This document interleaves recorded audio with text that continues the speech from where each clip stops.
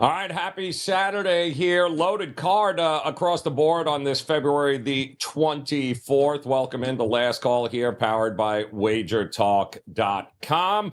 Little NHL action, 3 NBA games. We got UFC tonight, and of course, we have over 140 college basketball games as March Madness is almost upon us here, and we're going to talk about all of those sports. In fact, come up with a couple of best bets for you. We'll do it with 3 of the best here at WagerTalk.com, but more importantly, it'll give you the opportunity to get any of those last-minute questions about some bets you are considering today.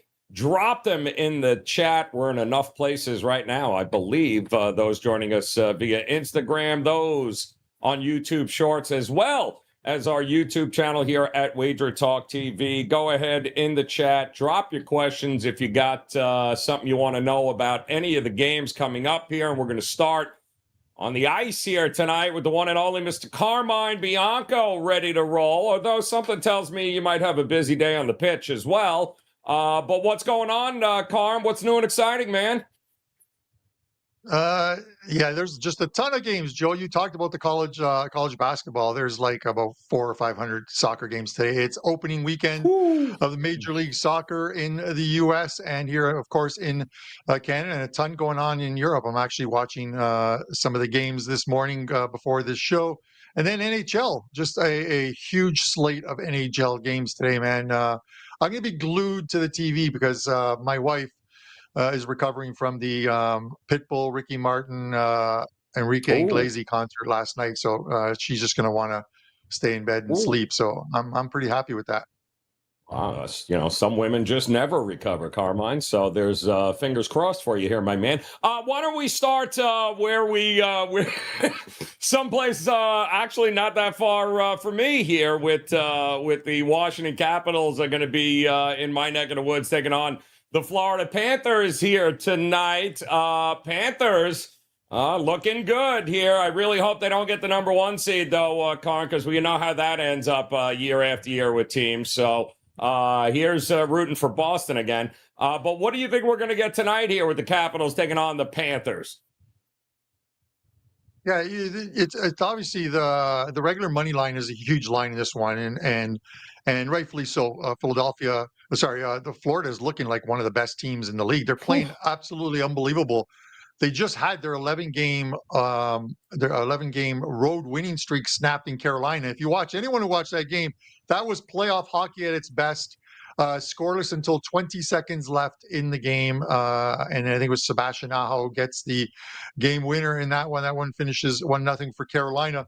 And now they're back at home, where I think they have the 4th best record in the East as far as home records go, and they've been playing a lot better. They're 10-2 their last 12 games.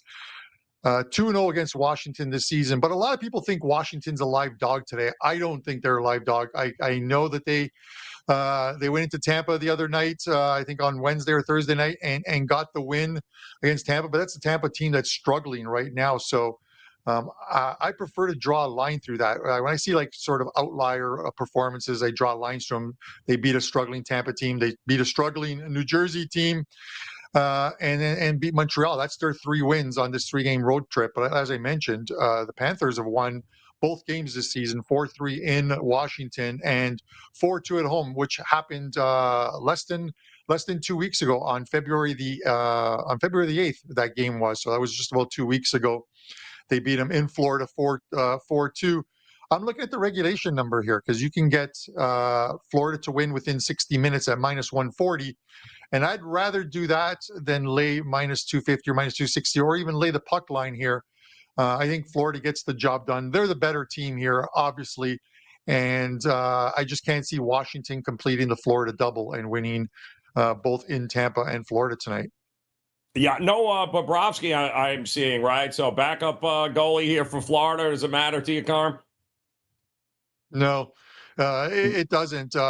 They've been good with both their goalies this season. The style of play that they're playing right now, this defensive hockey, they're just shutting teams down and they're scoring. You've got Reinhardt who's having a phenomenal season. Of course, contract year. He is. Yeah. It's going to cost them big money to re-sign him as well too. This is. I'm telling you, I get your number one seed thing because Mm, 2 years back it was Florida number one seed President's Trophy, and they get they go busto, and then last year Boston Bruins first round against Florida. President's Trophy winners off a fantastic season. There's something that comes with that Florida with that President's Trophy. I think the last team to win the President's Trophy and then win the Stanley Cup, I think it was the Chicago Blackhawks. oh, I'll have to Jesus. confirm that, but that goes back to the last Cup win. That's been a while. Been a hot minute there.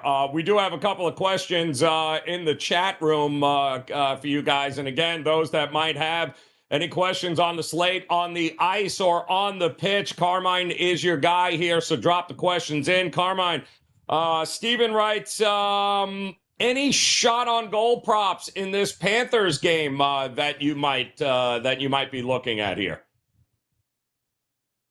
I'd probably look at as odd as it sounds, and I like while I like Florida, you look at some of the guys on Washington just during this bit of a streak, and Ovechkin seems to be scoring again. You might want to look at and Andy Lang coming up later.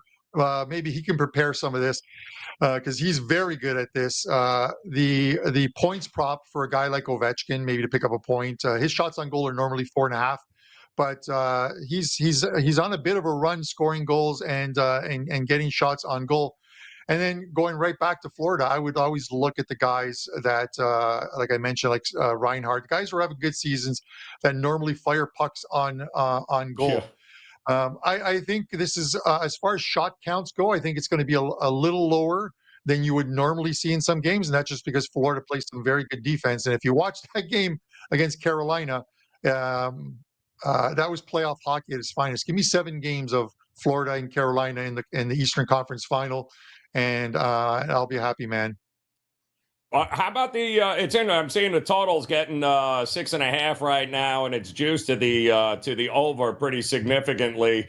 But you just mentioned it, right? I mean, Florida wins with defense here a lot too. So, any worries about maybe, or is there any value really at looking at the under in this one? I probably, if you think they're going to shut down Washington, and I get it, I get where people are coming from or where the total's coming from, because you look at Washington, they get 5 in Tampa, 6 at home against New Jersey, and 4. So they've scored 15 goals in the last 3 games. But you can go further back than that, and there's not many goals. There's games where they've been held to 2 or less, and against better defensive teams, and Florida is one of those teams. I think if you look at Florida's overall numbers, and I'm just going to bring it up if you give me one hot second here, Florida's numbers to the under this season have been very good. Here we go. Florida's numbers this season to the under. Florida is 35, 20, and 2 to the under. So if you're betting Florida flat unders, you are making money this. You're definitely making money this season. At home, not as at home. It's not as profitable. It's still profitable at 15, 11, and 1 to the under. So something to look at as far as taking plus money on under 6.5. Again, the 2 games this season, 4-2, just a little over 2 weeks ago, an empty netter in that one to seal it. And that 4-3 game in Washington was a game that did go to OT in that one. Love it. All right, so good. A quick shout out once again to the chat room. I believe YouTube Shorts. David talking about Tom Wilson under shots on goal now is cash 7 or 8 straight. Good to know there. Appreciate it. Also looking at the Washington team total under as well, and I don't hate that even with with Bobrovsky out in this one. 6 o'clock Eastern time tip on that. Any additional NHL questions, guys, make sure you drop them in any one of the chat rooms, whether it be Instagram, whether it be YouTube Shorts, or, of course, on our YouTube channel there, WagerTalk TV. We certainly appreciate you hanging with us here. Before we get to your soccer best bet coming up, I believe 12:30 Eastern time, we'll talk a little Man City and Bournemouth here. Before we do that, we got a question about Detroit and St. Louis here tonight. It is a loaded card in the NHL there, Carm. Any thoughts on what we're going to do here with Binnington versus Leon here? This was a straight. I would love to give you an answer, but if I'm not putting my money on it, then I don't want you to put your money on it. It's this game's a straight pass for me. I do like the way Detroit's been playing.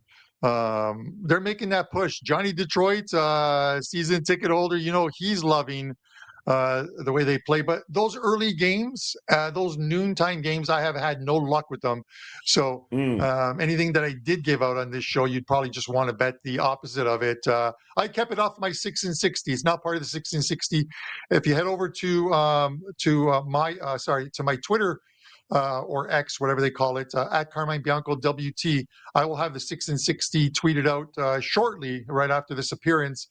But 6 games that I think you could play today and eke out a nice little profit. The last 5 6 and 60s have gone 4 and 2 or 5 and 1 in each of them. So let's see if we can get a 6 and 0 day on that.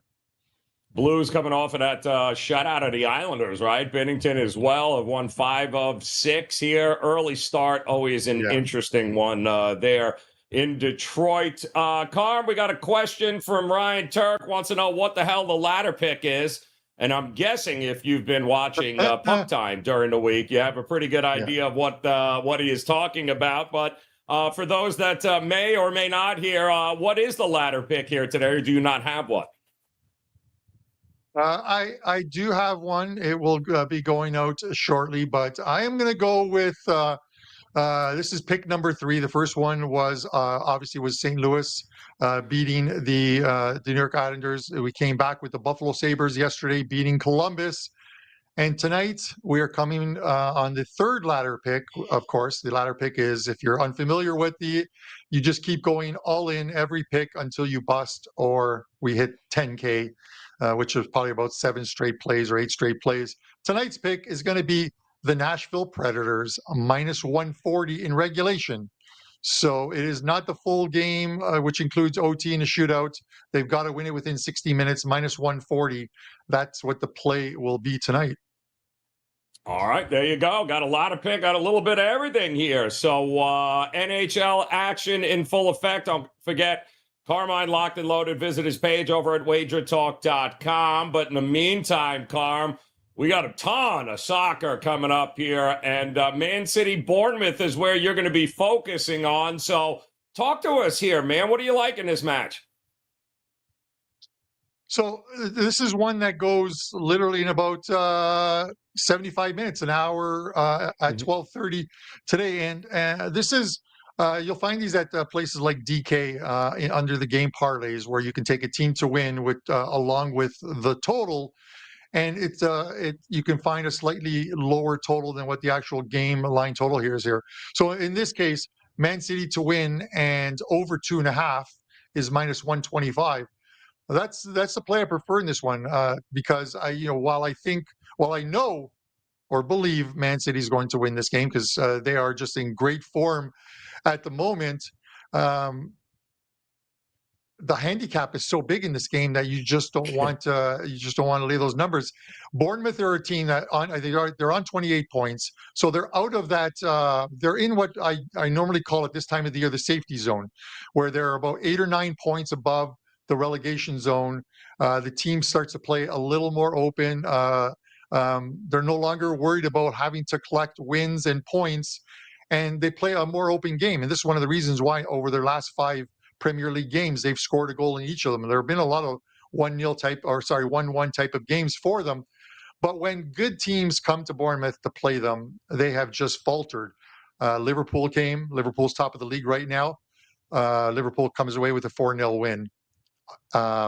Arsenal, who sit third behind Man City, and those 3 are battling for top spot.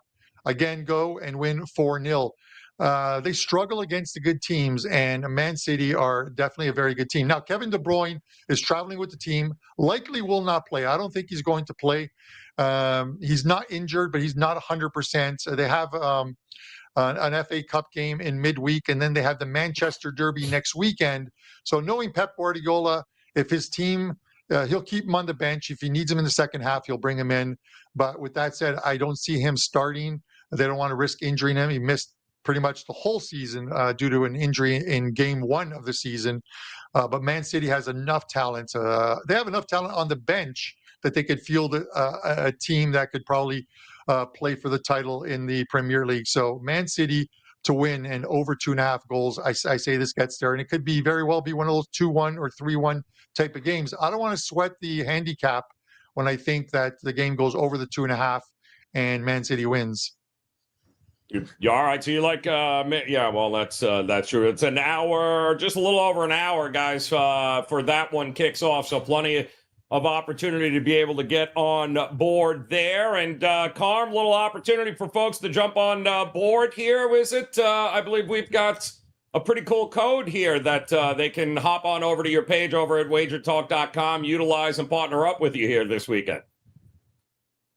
Yeah, this is good for. It'll be good till Sunday night. You can use the code ALL20, and ALL20 is going to get you $20 off either a 3-day all access, which is normally $69. You can drop it down to $49, or the 7-day all access, which drops that down to, I think it's from $99 to $79, and you're going to get literally every single play for the next 3 or 7 days. NHL, soccer. There's just a ton going on right now with different competitions, different leagues, and of course NHL is in full flight right now. So there's just huge slates of NHL plays each and every day. All right, good stuff there. He's locked, he's loaded, he's ready to go. Carmine, get the hell out of here, man. Best of luck here. Go save your wife from Ricky Martin or whoever the hell it was that you allowed her to go see last night. Good stuff there, Carm. As always, we still have Andy Lang coming up here in just a second, as well as Double R1L Steve Merrill. He'll join us in a few as well. We got plenty of college basketball to go over, so get those questions and games ready. If you guys have them, go ahead, drop any of those questions you have in the chat room. We're going to rattle off as many games as we possibly can up until the top of the hour when that early slate of games goes. Don't forget, if you're joining us here for the first time, whether it be on Instagram, whether it be on YouTube Shorts or on our YouTube channel, go ahead, hit that subscribe button, become part of the Wager Talk TV family. Hit the like button as long as you're hanging out with us here today. We'd certainly appreciate that as well, as we welcome in the one and only, the prop god, Andy Lang, in the house here. And I know, Andy, you've got maybe an NHL prop you're going to take a look at here in just a minute. But I also know there are some UFC fights coming up a little bit later today. And, you know, you weren't crazy about the card last week. Are you a little bit more enthused about the card this week? Well, it's one of the best MMA days in a long time because we're starting at 1 o'clock Eastern with the PFL versus Bellator, and it goes right into UFC. Like it's like 13 hours of MMA, so hog heaven. So as soon as I get this done, I'm going out for a walk because I'm probably not leaving the house after this. I'll be living La Vida Loca here watching the fight. No, it's a great day for MMA. That's where my focus is. We've got some lacrosse plays that are up. But yeah, NHL is going really, really well, 30-16 in the last 46 plays. But really the focus is on UFC and PFL. Very bettable cards. 5% play is up. Encourage everyone to go grab that. That's where my profits are going to be today. All right, so let's roll here with the first fight. And again, if you guys have any questions about any of the fights coming up here today, go ahead, drop them in the chat. We'll go ahead and get them out for you. So Andy, talk to us about one of the fights here, I believe. There it is. Christian Quiones plus 145. Barcelos minus 175. What are you looking at in this fight? Well, I'm actually looking at a round prop. I like this to go over. You can get plus money at 2.5 rounds, and this is mostly because of Haroni Barcelos. 6 out of his last 7 fights have gone the distance, and this guy is a cagey veteran. Now he's on the final stretch of his career, but he still has skills. And Christian Quinones is kind of the aggressive, move forward, likes to power punch. But he's been a little sloppy, and it cost him last fight. He walked in way too fast against Kong. Kong hits him, knocks him down, jumps on, and gets the submission. So chalk it up to a learning experience from Quinones. Just being overzealous, it got the better of him. Barcelos doesn't have the knockout power that he once did. I don't know if he ever had knockout power, but he's just kind of a points fighter now. He keeps the distance.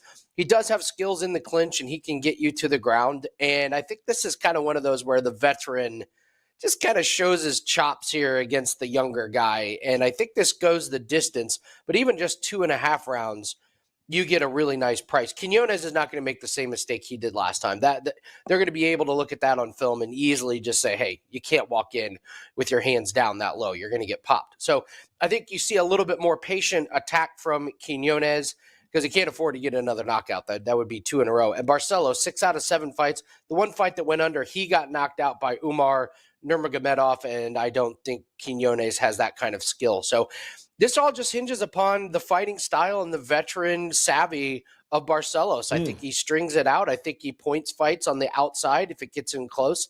I like Barcelos to kind of neutralize the power of Quinones, look for some takedowns possibly as well, and you get a nice plus money over 2.5 rounds. That's what we're talking about here, guys. Plus money. It is, and a little bit of UFC action coming up here tonight, actually all day. And, of course, Carmine was just talking about the NHL here, Andy, and ton of games here starting top of the hour. We got one of the early puck drops, but nobody does the prop market like you do in the NHL. So whether it be shots on goal, or how we just pretty much, it seems like a handful of guys you continue to fade who never will see a point in their entire career. And you somehow managed to find these guys and cash consistent tickets on fading dudes not to get a damn point in a game. So do you have one of those today for us? Yeah, there's a couple that you can look at. It's a little juicy. The books are all over this one. I've been playing Tom Wilson to not have a point, and it's been going well. I laid off of him last game because they were playing Tampa Bay, who gives up a lot of goals these days. And sure enough, Washington scored 5 goals. Wilson had 2 points. So we laid off of it perfectly. Carm did a great job talking about how good Florida is playing. It's minus 175 for Wilson to not have a point, and I still do like it. Just because Florida's, what have they given up, like 6 or 7 goals in the last 4 or 5 games? You know, their defense is great. I know they got the backup goalie, but he doesn't score a whole lot. I know somebody earlier was asking about shots on goal in this Florida game.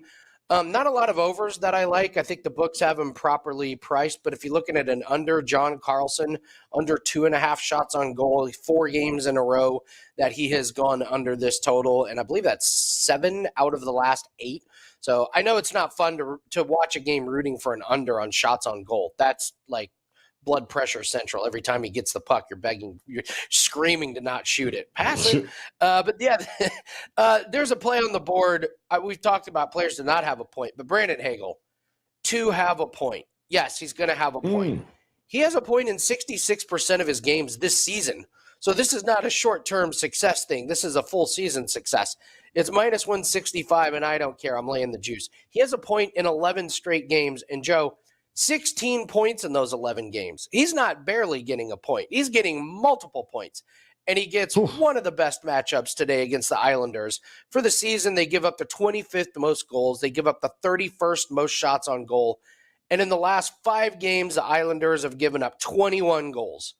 And the other thing that really pushes this over the edge is I mentioned that Tampa defense not great, goaltending has not been great. They are getting in a lot of these shootouts.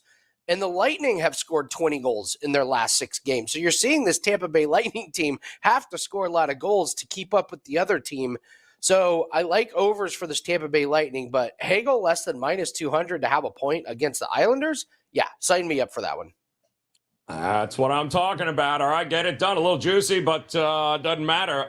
It's still got a cash, and that's all that is important here. All right, we do have some questions in the chat room. And again, guys, if you're just joining us here for the first time, hit that like button, hit the subscribe button, drop any questions you got about today's upcoming slate across the board, whether it be college hoops. Only 3 NBA games here, all starting a little bit later tonight, coming out of the All-Star break here. But plenty of UFC action all day long, not to mention the NHL. So if you have a question, drop those in there. We'll get to as many as we can. And we'll go with Wager Wonk here. Always good to see Mr. Wonk Andy, what do you think about the Moreno-Royval fight here going the distance? Maybe over a 3.5 round bet here. I'd be shocked if this thing doesn't go to the distance here, Andy. What about you? The only worry as to why, well, there's a couple worries why it wouldn't go the distance. I do like the over 3.5. My worry is the elevation. They're fighting in Mexico, and these Mexican fighters that have been fighting or that have been training in the elevation are going to have a big advantage. In 3 rounds, does it matter? I don't know. But this 5-rounder, yeah, this is a big advantage, Moreno. Royval, he's got okay cardio, but it's not the greatest. And I think this fight's going to be pretty even. The other worry is Royval, a lot of his fights do end inside the distance, but not against competition like Brandon Moreno. So Royval could always land the flash knockout. He had a really nice flash knockout knee against Nicolau. I like the over just because I don't think either one of these guys are gonna want to get knocked out. And sometimes, well, obviously, no one wants to get knocked out. But you see the tentative fights sometimes. And even though these guys are exciting fighters, it's a main event. Moreno's in front of his home crowd. Royval, a little bit of a short notice. I think these guys are going to be just a touch tentative. And if it gets on the ground, these guys are active enough that it's going to be really hard to see a finish inside of 3.5 rounds. My worry is if Royval gets tired late. If the elevation does catch up to him and they're on the ground, I could see Moreno getting a sub, maybe a ground and pound if Royval just kind of gasses out a little bit. If this is anywhere else besides elevation, I would say, yeah, take it to go the distance. But I like playing it safe and just saying over 3.5. These guys are very, very equal. They know each other very, very well. They fought a lot of the same opponents. This is a rematch from years ago where Royval unfortunately hurt his shoulder at the end of round 1, so we didn't get to see the true potential of the fight. But they're equal. They know each other. I like the over 3.5. I wouldn't take full distance just because of the worry about Royval's cardio at the end. Well, that's not great news if it goes the distance for Moreno either, since his record is not great in decisions here. 3-4-2. Either wins them, he loses them, he splits them. It's just the most strange thing. So for Moreno, you want to get it done inside the distance here, but that remains to be seen if he can get it done here tonight as a pretty sizable favorite. All right, shot on goal. Let's see what we got here. We are looking, Andy. Any alt line shot on goal props? I love the way you're thinking, Jabaka 42. Very nice. How about it, Andy? Any alt line shot on goal props? I have not dabbled with alt line shots on goal props. Love it. Wow, it's pretty interesting. I have dabbled. I dabbled early in the NBA season with alt line assists, and those were great until the books caught on. So I have not done this. I honestly, Joe, I have found so much success with players to not have a point. What do you always say? If it ain't broke, yeah. don't fix it. So. Yeah, so here's what I would say, Jabaka, if this is working for you, stick to it. If you're finding a lot of success and this is your gem, stick to it. Claim this as your own. I feel like I've been the one to discover this players to not have a point market, and I will exploit that as well. Really great friend of WagerTalk, Jim Malero, buddy of mine, he adopted sack props in the NFL. That's all he did the last 2 years, and he crushed. Because he just found his niche and he found the exact kind of area where the books were a little bit soft and he took advantage of it. So Jabaka, if you found your niche, go for it. You don't need to be a master in all areas and all aspects and all props. Just find what works for you and stick with it. So if it's working for you, I applaud it. I'm all for it. So we got Jabaka is a certain level of degeneracy, my friend, hanging out in the alt market. Just looking to put that up with some other things. I appreciate your degeneracy there, Jabaka. I love the way you're thinking there. A little alt line shot on goal prop parlays. No better way to spend a Saturday afternoon. All right. Andy, before we get you out of here, and big shout out to Sonny here, who's giving you guys some thumbs up there.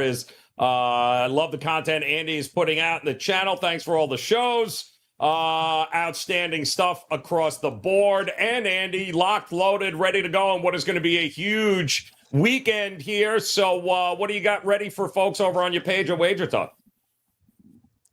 Well, I would just say it's a great day of sports, and just be careful. Make sure we're practicing bankroll management. This is one of those days where you literally can love like 20 plays. So just be careful that we're not overextending ourselves on the bankroll. And what I encourage everyone to get is the 5% UFC play. The PFL card starts in about an hour and a half. UFC is right after that. That's where I'm looking to do most of the damage today. So I only need 1 or 2 plays on a day to turn a profit, and that's where I think the most value is, at least for me and my client. So 5% play is up, locked and loaded. Encourage everyone to go grab that. Let's have a great day. Good luck on all your plays, guys.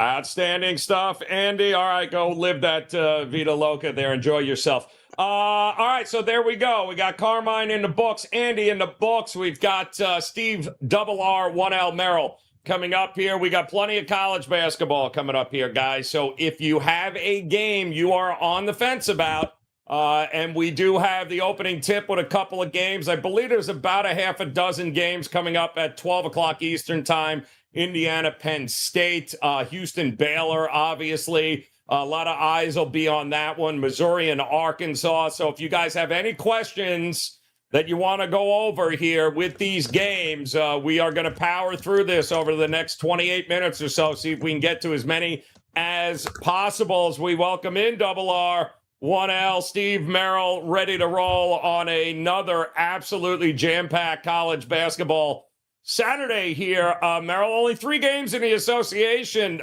tonight, but it is a lot of back-to-backs last night, obviously. A lot of great fights last night. Who'd have thunk it? We turn in and see Royal Rumbles in the Heat game there last night with New Orleans. A lot of good times. But it's a huge card, and these games coming up at noon, and I know you've got a video coming out here with one of the ones that I think a lot of people are waiting for, and that is Houston and Baylor. I know you've got a breakdown on that one. I know there are people here that are interested in maybe getting a bet in this game. So let's go. Let's start with this one here with Baylor in the new building, Merrill, in Waco. Are you buying them to hold her, hold home court here in this one? Yeah, arguably the best game of the weekend. Don't have to wait long. Goes here at noon Eastern in 30 minutes on CBS National TV. This is a battle of 2 top 15 teams, and I did feature this also in my top 25 video, which just went live here on WagerTalk TV. And there's 2 other games in that video, which start at 4 o'clock Eastern. But let's look at this early game. On the surface, Houston is the number 1 team in KenPom. They're the number 1 rated defensive efficiency team in the country, but they're only 16th on offense, and only 16th. Still very good. But Baylor is the 4th best offensive team in the country, but only 90th on defense. You look a little deeper, though, at Houston. They have struggled at times shooting the ball, especially on the road in hostile environments. I can't overlook that game a few weeks ago that was in my top 25 video when they went to Kansas back on February the 3rd, 3 Saturdays ago, and shot just 36%, lost by 13 points. Shot only 34.5% also against Central Florida earlier in January at home. And although Baylor's been up and down defensively at times, they're still a pretty good team. And they're just the better offensive team. And let's not forget, these teams played in the Final Four 3 years ago, April of 21. And I know it's a different roster, but it's still the same scheme, same coaching staffs for the most part. And Baylor won that game by 19 points as a 5-point favorite. So I think they're comfortable playing against the style like Houston. I think the better offensive team gets it done here on a strong home court as a dog today. Baylor, a live dog, currently plus 2.5, plus 120 on the money line. I think you probably split it on both of them. Yeah, that's. I think it's going to be the game of the day early on here, guys. Opportunities to get involved in that one. We'll learn a little something about this Houston and Baylor team here in the Big 12. We also have, if I'm not mistaken, we got another college basketball game that you're going to look at. But I just want to know, how is it going on the William and Mary coaching search there? I know you have been looking, and in fact, Bill Sandoval, would not be a Saturday if we did not touch base on Stony Brook, only laying 8.5 at home against your William and Mary squad here. So what are you thinking here? Are you fading your boys here? Is it Stony Brook for you? So I got a good Stony Brook William and Mary story for you. As you know, I'm a season ticket holder, and I know the economic term sunk cost, and I've already paid for the tickets, but I still feel like if I don't use them, I'm losing that money. And every Saturday home game has been at 2 o'clock Eastern this year, except for one. They moved it back to 1 o'clock Eastern, and that was when I had a middle school basketball tournament at noon, and I could have caught the whole game and then didn't have to play until 5. But the middle school game got done right at like 2 o'clock. I check, it was halftime. I'm like, I'm not driving all the way over there to watch it. And then the game lingered on. William Mary trailed the entire game against Stony Brook last month, and then finally took a lead by 2 points late. And then they got called for traveling with like a minute to go and lost the game. It was an ugly, ugly offensive game. So the point of the story is under the total, Joe Raineri. And here's what's best part about the whole story. The reason they moved the game to 1 o'clock is because they didn't want to conflict with the NFL playoff wild card that started at 4:30 that day. Like anybody cared in Williamsburg about the Houston Texans or the Cleveland Browns. So I missed a home game because of the NFL playoffs and middle school basketball. That's how my life rolls on Saturdays. Under the total, though, that's the moral of the story. 2 awful offensive teams. The problem is William Mary is horrendous defensively, but Stony Brook is bad enough where I think they could slow him down under 139. Aren't you glad you asked, Bill Sandoval? Because you got yourself That's what you get. Stony Brook. I said I'm not. I told Joe Raineri I'm not handicapping the CA anymore because I'm involved. With maybe coaching the tribe next year. But we had to talk listen, about it. you got to be on that sideline next year, and Bill and I will come and sit in your season ticket. I'll give you my your seat. seats there. I will have a couple seats open. Right. Correct. I have to keep and we'll be ready tickets. For you.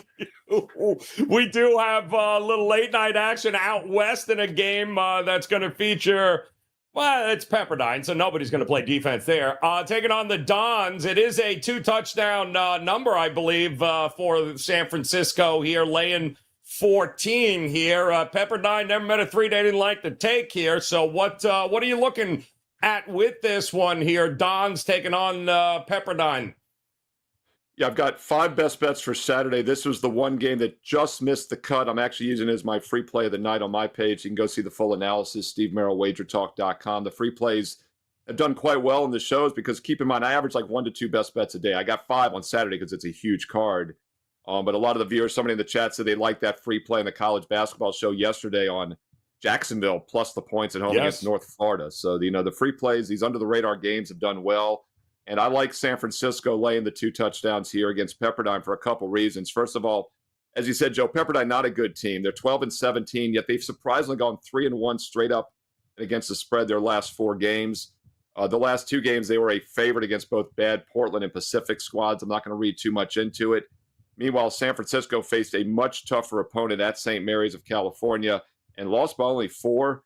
They had won, I believe, 6 straight before that loss. So they're in pretty good current form, and I think this is bounce-back mode for them at home against a Pepperdine team that is still just 3-10 away from home this year, despite that win at a terrible Pacific team once again earlier in the week. Also, San Francisco won the first game by 6 on the road, despite shooting just 4 for 19 from three-point range.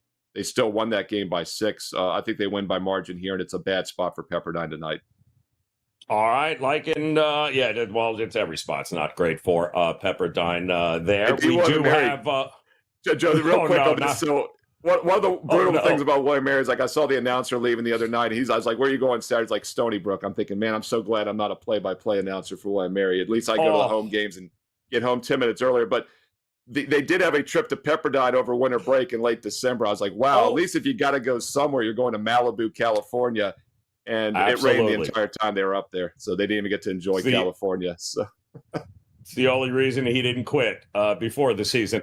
All right, so we got a bunch of questions coming in here. We'll start with Titans. What do we got? Titan CT here looking. This is a kind of a game nobody's talking about. It's kind of flying under the radar involving UConn and Nova here. And points out that, yes, it is a bit chalky here, and I don't know why I have given up on Nova trying to figure it out. With all that experience and talent, and they still have been one of the more inconsistent and frustrating teams this season. So what do you do? I mean, UConn came back down to reality a little bit here this past week. Is it simply a UConn or pass spot, or is there enough value for you to look towards Nova in this one? Yeah, it was a tough spot for UConn. Brian Power had a nice call on that on the college basketball show earlier this week when he used Creighton, and he mentioned, Connecticut was coming off the biggest blowout. I think, what was it? Maybe you mentioned, Joe, it was the biggest blowout ever of a top 5 game. Obviously, Marquette was a phony number 4 ranked team going in that game. I think we all realized that. But UConn did have a little bit of a flat spot, I believe, in that game at Creighton on Tuesday. So I will discount it a bit. It was still a bad loss, so by 19 points as a road favorite. It's interesting. There were only 2 top 25 games that qualified for my video, so I dug a little deeper and I used number 26 UVA against North Carolina because they just dropped out of the top 25. And as I was scanning the board, I was thinking, well, Villanova's probably in the additional votes as well. Maybe I'll talk about that game. They're not even getting additional votes. That's how far they have fallen from the rankings. With that said, though, I do think they're still somewhat of a dangerous opponent. They're playing very good defense this season. That's always been their calling card under Jay Wright. And when he stepped down a year ago, their defense plummeted like 100 points in the efficiency rankings. Connecticut did struggle with them earlier this year, back on January 20th, a month ago. 4-point road favorite. They only won the game by a point. Both teams shot really poor from three-point range, 30 and 30% each. And the game stayed well under the total. Actually, only by about 8 points. So there might be some sneaky value with the over here. 2 teams shot awful in the last game, and it only stayed under by about 8. So I'll go a little contrarian on this one and take a look at the total. Over 133, and we've actually seen some sharp money push that about a point higher today. Yeah, it's going to be 8 o'clock, I believe, that one. So looking forward to that game here tonight, because it's kind of now, listen, put up or shut up, Villanova. It is that time. All right, we got a question for Double R here. Iowa State's and solid ATS system say you laid the point. What is the spread in that Iowa State game? Wasn't it monstrous? 17-18, I believe, Merrill, somewhere along those lines? I know it was obnoxious. Yeah, I wanted to know what that system was. I hadn't checked the chat since I replied back, because I think he said UConn and Iowa State both fit the Yes. system he was looking at. And they're both double-digit favorites, so I have a feeling it probably has something to do with like a double-digit favorite, bounce-back type situation, because obviously we talked about UConn losing as a road favorite, and Iowa State just lost also. Their loss was a little more explainable, though, as they were at Houston as an 8-point dog. These lines are tricky. It's funny. I don't get involved in this type of price range too often, because I don't think it's a question who's going to win this game. It's going to be Iowa State. West Virginia's gone just 2-6 their last 8. The question becomes, is there a big difference if they win by 16 versus 20? If you're a point spread bettor, there's a huge difference. If you're Iowa State, I don't think there is. And if I look at their recent wins before this, they won 4 straight games before this. Every single win was by 12 or less, and 3 of those 4 wins were by 8 or less. In fact, you got to go way back to the Oklahoma State game. I know you don't want to hear that, but mid-January when they beat them by 22. So I just don't see Iowa State as a team that really blows teams out by more than 18. Yeah, no, that's a big number to cover here. Also, UCF, Texas Tech, that game coming up here. Tech on the road, coming off a monster, come from behind win there at home, taking on a UCF team. I think they're on a 3 or 4 game losing streak as well. But they don't get blown out, UCF, that's for sure. They always seem to just not make enough plays late in the games to be able to get over it. That Cincinnati game comes to mind. So what do you do here? Do you trust Texas Tech on the road here, Merrill, or you think UCF? Certainly seems like the market's moving towards UCF in this one.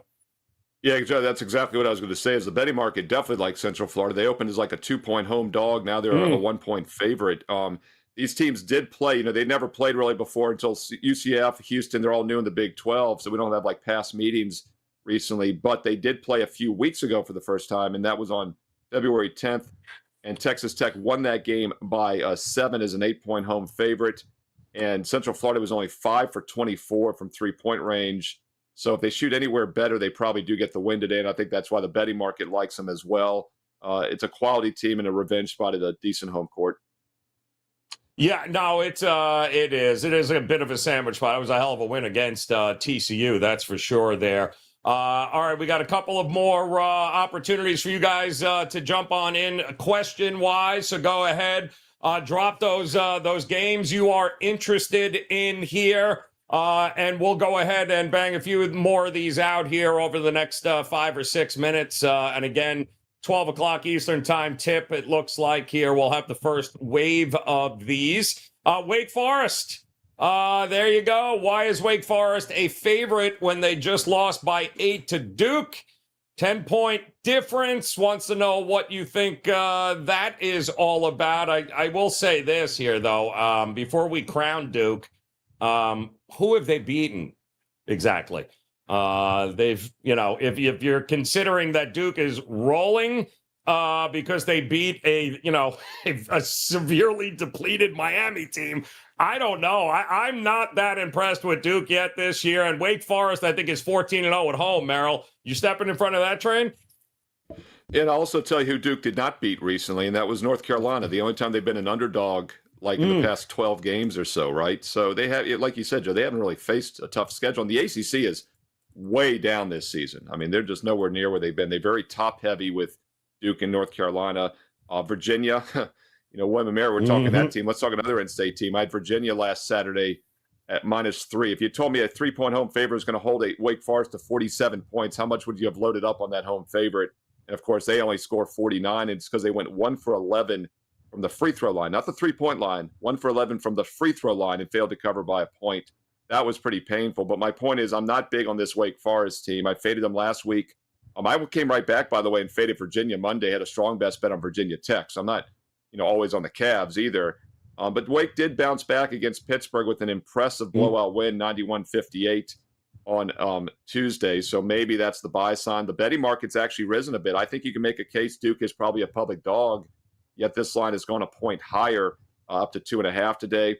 That earlier matchup this season, both teams shot terrible from 3-point range, 28 and 23%. But Duke did have a 19 two-pointers made, but Wake had 21 made down low. So I think there are some reasons to like Wake in this game. The difference in that meeting a couple weeks ago was that Duke had a 25-13 free throw advantage. And obviously home teams normally get the calls more. I think it's going to be a little more balanced today at Wake, and I can understand why there's been some money on Wake Forest. I think this is a little bit of a sharp square divide play. Yeah, no, it certainly is. And again, there's going to be some regression. I mean, they're 23 of 45 from 3-point range, Duke, over the last couple of games. That is not going to continue here. And again, 14-0 at home. Wake loves their home court advantage here. We'll see if that continues against Duke. Coming up, we do have another unranked team favored versus a ranked team. Ole Miss laying 3.5 at home, and this has risen because it was 2.5. So there is certainly this could very well be another one of those Joe's versus pro situation here. What are you thinking, Merrill? South Carolina on the road. Ole Miss just played them, I believe, in South Carolina. They didn't win, but they got the cover, which I think was about 3.5 in that game, if I'm not mistaken. So something's going to give in this. Total has been crashing, but Ole Miss has been getting the money. Yeah, these guys are bringing up bad memories for me from last Saturday. I felt like I should have had a 4-0 Saturday, and I went 2-2. I mentioned that Virginia game. The other game I lost last Saturday was South Carolina against LSU. If you recall, they had a 16-point lead in that game and decided to lose outright somehow. And then I went 2-0 on the nighttime card. So what could have very well been a 4-0 day turned into a 2-2 day. I don't feel like I necessarily was on the wrong side of those games. But South Carolina, of course, got blown out by 40 the game before that last week against Auburn. So they're coming in off back-to-back losses here and now traveling. And the market has moved to Ole Miss by a full basket. This has gone from like 2 up to 4.5. So it definitely likes Ole Miss here. And yes, it is a revenge spot, like you said, Joe. They played 3 weeks ago. South Carolina won by 3 at home. Both teams shot lights out, 51 and 47%, and it still stayed under by a couple baskets. So I actually like the under in this game. The pace was very slow a few weeks ago, and the total's surprisingly risen from 135.5 up to 130. I do not agree with that move.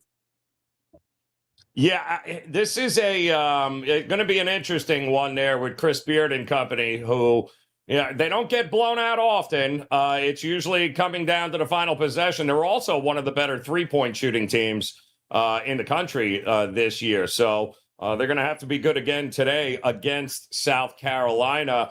Washington State laying 5 against Arizona State here. Total 139. I don't know. Is this a letdown for Washington State here, Merrill, given the fact that they just went on the road and pretty much solidified their ability to probably win the Pac-12 this year. What are you thinking? Yeah, I think it is. I'd lean Arizona State in this game. And something to point out about Arizona State. Arizona, by the way, plays Washington. I don't know if we'll get to that game or not. But keep in mind, Arizona just lost for the second time to Arizona. And the reason they struggle against Arizona State is because they play so slow. And Arizona State does have that ability to frustrate teams. And I think they're definitely live as an underdog in this game tonight. Yeah, well, we'll go ahead and do that because let's talk about this Washington game because quite honestly, what is it, 16 now, 15, 16? Listen, I get bounce back, but I don't think Washington has lost a game by that much. Certainly not in the Pac-12 this year. It seems a little bit of a overreaction here, Merrill. I mean, I think Arizona wins, but my goodness, I can't imagine laying this kind of number. Yeah, I'm glad we're talking about this game because I like it in this situation. What kept it off my card, though, is the reason you're mentioning is because Washington has the tendency to keep games close, but they just had a barn burner in their last game. So I do worry about a little bit of fatigue. And the other reason I like Arizona here is I mentioned how they just lost to Arizona State for the second time this season as a big favorite. And Arizona plays extremely fast, 15th fastest tempo in the country. Arizona State's in the 300s. Washington, though, plays 30th fastest. So you have two teams that are going to run and gun here. And when both teams do that, the better team has the edge. And Arizona's the better team. They play faster, better. And that also makes it easier to win by margin and cover these 2.5 touchdown spreads. So if you're going to lay a big number, we talked about Iowa State plays lower scoring close games. I'm more inclined to lay a big number with a team like Arizona tonight in a focused spot against a Washington team that might be fatigued but just can't help but play fast still, and they just don't do it as well. I think Arizona is the play here. Didn't make my card, but a game I was considering. Did you see the total in the Bama Kentucky game, which is hilarious? Yes. Like 176, 177. The problem is, we never know what Kentucky team is going to show up. But at the same time, Merrill, Alabama is not the same team on the road that they are at home. So to expect this, it just feels like a ton of points here, man. At some time, I mean, even a little bit of a regression in shooting, and I don't know that we come anywhere near this total here. I get it, but God, is that a big number? Yeah, I'll tell you what, though, it's still over a pass for me. There's a couple reasons why this dropped. By the way, it opened as high as 179, 179.5 yesterday afternoon on Friday, and quickly came down to like the 175, 173 range. Now it's back up to 75.5, 76. I think there's a little bit of middling going on there. Bama might be a little shorthanded with a guard and a forward out.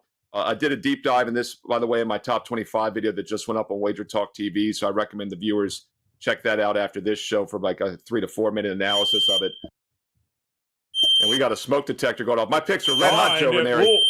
Oh, damn. Look at that. It's on. He's on fire. This is look at this. Let's see what we got there, Merrill. He is on. Look at him dousing himself here, by the way. Alabama, just for that point there, has scored 307 points in their last 3 games combined. And this is now a road game for the first time in what feels like forever. So, yeah, they are certainly capable, Nate Oates and company, of putting up some points, but I got to see it on the road if I'm going to believe in them. And listen, speaking of fire, we have managed to find a little throwback picture here for Steve Merrill and his William and Mary playing days. Outstanding the detector stuff. off. Now the fire, that just cooled everything, man. That's like ice right there. Yeah, look at that, man. The guy is just on fire. Yeah. Look at that, number 7. No wonder why he's coming back to be the coach. 7 out. Unbelievable. Yep. 7 and out, getting it going.